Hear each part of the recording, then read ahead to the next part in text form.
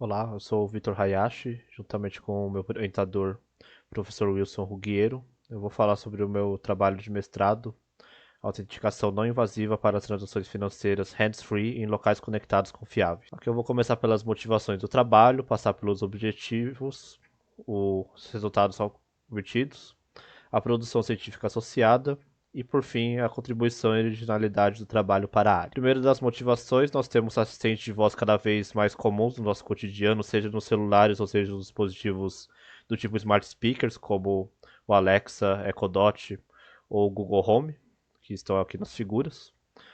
E com esses assistentes a gente consegue fazer diversos tipos de transações, sejam eles para você conseguir obter é, uma comida, ou você fazer um pagamento de uma conta de energia, ou um boleto, uma fatura de cartão. E esses dispositivos normalmente eles ficam também em alguns locais que nós podemos chamar de confiáveis, seja no escritório ou seja numa casa conectada. Porém, quando você vai fazer uma transação dessas para, por exemplo, Alexa, transfira R$ 10 para o meu irmão ou coisa parecida, a ideia é que se você quiser colocar alguma parte de segurança, uma solução existente do PIN de 4 dígitos do Alexa, por exemplo, ele pede que ou você fale esse PIN de 4 dígitos, como está sendo falado aqui nesse segundo slide. E o problema é que esse PIN de 4 dígitos é sempre o mesmo, então, igual o código do iFood, se você fizer ouvir esse código e depois utilizar para autenticar transações futuras, você consegue, né? Você consegue fazer um ataque de replay, então, de forma bem simples. E outra solução ele é baseado em autenticação em um dispositivo celular. Só que o problema é que você já vai estar deixando uma autenticação muito mais invasiva nesse cenário. A ideia das transações feitas por voz é de fato você ter maior usabilidade nesse tipo de transação. E isso acaba aumentando muito a fricção se você fizer o usuário interagir com o celular, uma coisa que ele não teria que fazer em primeiro lugar. Porque afinal de contas, se o usuário tem que realmente interagir com o celular, ele poderia já fazer a transação pelo celular para começo de conversa. Então a ideia é que a gente tem, por exemplo, um comando que faz uma transação financeira por voz, tem a parte de autenticação e depois tem o resultado dessa transação financeira. É claro que no meio do caminho você tem integração com o servidor do banco e outras coisas assim, ou parte de pagamento, mas simplificando muito a jornada de usuário seria isso. E a gente vê que na parte de usabilidade a gente tem no começo e no fim você teria uma interação que é com uma fricção muito menor. Mas aí a parte da autenticação no meio acaba quebrando toda essa interação e prejudicando a usabilidade. E aí o tipo de ataque que a gente está considerando é, por exemplo, um ataque de replay. Então você consegue pegar, por exemplo, um IoT próximo que com algum microfone e também um alto-falante integrado que está comprometido e ele pode capturar esse tipo de comando e tocar esse comando posteriormente. Ou até um usuário que vai estar tentando personificar o usuário legítimo por meio da imitação da sua voz. De forma manual aqui, nesse caso, ou a gente pode também uma parte de conversão de voz ou de síntese de voz, e aí seria o meio artificial de você fazer esse tipo de ataque. Dada essa contextualização, o objetivo é propor um mecanismo de autenticação não invasiva, que não exige interação invasiva adicional do usuário para transações financeiras do tipo hands-free por voz em um local conectado confiável. E essas transações hands-free, a gente está falando quando você, por exemplo, está cozinhando ou você está relaxando no sofá e você não quer realmente fazer uma interação com as mãos, você está só querendo interagir com seu assistente de voz por voz. Bom, aí também tem a parte de provar que tal solução tem desempenho e níveis de segurança comparáveis com as soluções de autenticação invasiva existentes, por exemplo, essa parte de token dispositivo móvel ou Alexa PIN que eu comentei anteriormente. E também está embutido no objetivo que o processo de cadastramento associado deve ser simples. Nós queremos provar duas hipóteses. A primeira é que é viável realizar uma autenticação continuada baseada em aprendizado de comportamento com dados coletados em dispositivos de internet das coisas, instalados em um local conectado confiável. Então, lembrando que esses dispositivos do tipo Smart Speaker, interação com o Alexa ou o Google Assistant, por exemplo, eles podem estar num local conectado confiável E você pode utilizar também, a ideia, né, é que você possa utilizar esses dados coletados para fazer um aprendizado de comportamento e, de certa forma, autenticar o usuário, principalmente detectando se ele está num cenário de transação do tipo hands-free, por exemplo. A segunda hipótese é que requisitos de desempenho e privacidade para autenticação não invasiva são atendidos por meio de uma arquitetura de processamento na ponta, privacidade por design e ambiente inteligente. E no fim, o que a gente quer é uma jornada de usuário com muito maior usabilidade, de forma que você tenha desde o comando de voz, depois a parte de autenticação de uma forma não invasiva e o resultado final dessa transação de voz de uma forma é, que o usuário não tenha essa quebra assim da sua interação. E aí a gente está querendo fazer isso com um dispositivo autônomo de hardware que vai fazer um protocolo desafio-resposta e vai ajudar na autenticação com algo que o usuário tem, né? E também você pegar alguma coisa comportamental, algo que o usuário é, dessa parte de autenticação continuada, mas aí baseada em dispositivos de internet das coisas. O nosso vetor de ataque seria esse speaker comprometido, como eu falei anteriormente. E aí na arquitetura a gente está pensando tanto nesse Voice User Interface, que a gente está considerando que seja o Smart Speaker, por exemplo, e no back-end a gente tem a parte do servidor do banco, que a gente está considerando também. Para o usuário, a gente tem o Trusted Mobile, que é esse dispositivo confiável, algo que o usuário tem. E também tem o Trusted IoT Device, que também é algo que o usuário tem, mas ele está ligado ao local conectado confiável. Então, é algo que o usuário sempre tem com ele, que faz parte de uma autenticação com desafio-resposta, com algo que só na localização conectada confiável que esse dispositivo está instalado. Fora também a parte comportamental, que atua como um fator secundário. Então, de forma geral, a gente tem esses elementos e aqui no meu trabalho eu me foquei na parte do Trusted Mobile, no Trusted IoT Device, esses dois tipos de dispositivos que eu comentei agora, e na parte aqui comportamental. E aí, pensando mais na parte aí de arquitetura e muito mais a proposta do protocolo, né, de segurança e do nível de desempenho desse tipo de solução. Como resultados objetivos, tem primeiro um mecanismo de autenticação não invasivo para transações financeiras hands-free por voz em locais conectados confiáveis, com esse dispositivo de hardware autônomo e processo de cadastro simples, apresentando um tempo de resposta e nível de segurança comparáveis às soluções invasivas existentes. Também conseguimos desenvolver e validar um protocolo de desafio-resposta para autenticação mútua entre o servidor e um dispositivo IoT, com um gerador de números aleatórios verdadeiro, não seria um pseudo aleatório, né?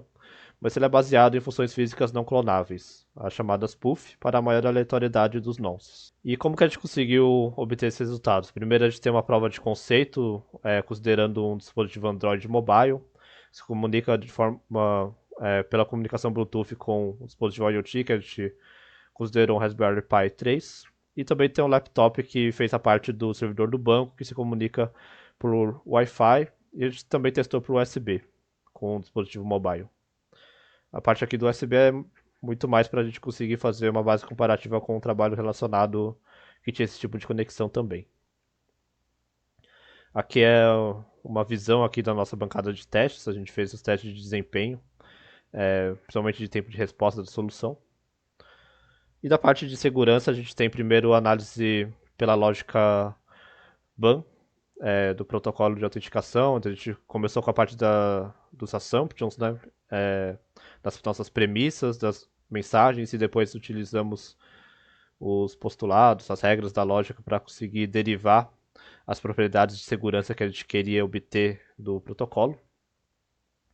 E também utilizamos a ferramenta Citer para fazer uma análise mais automatizada de segurança da nossa solução. E nessa solução, que é open source também, a gente precisa, compatível com Linux, no caso, a gente precisa modelar as entidades, o Trusted Device, o Trusted Mobile, o Bank Server, todas essas entidades que fazem parte do protocolo de autenticação mútua tem que ser modeladas uma a uma, e depois a gente consegue fazer os claims. Basicamente, a gente consegue verificar quais tipos de afirmações você consegue fazer no final, depois que roda esse tipo de verificação. Então aqui, por exemplo, a gente consegue ver que fazendo algumas baterias de testes, a gente conseguiu observar que você não teve violações de propriedades de autenticação, como está melhor descrito na dissertação.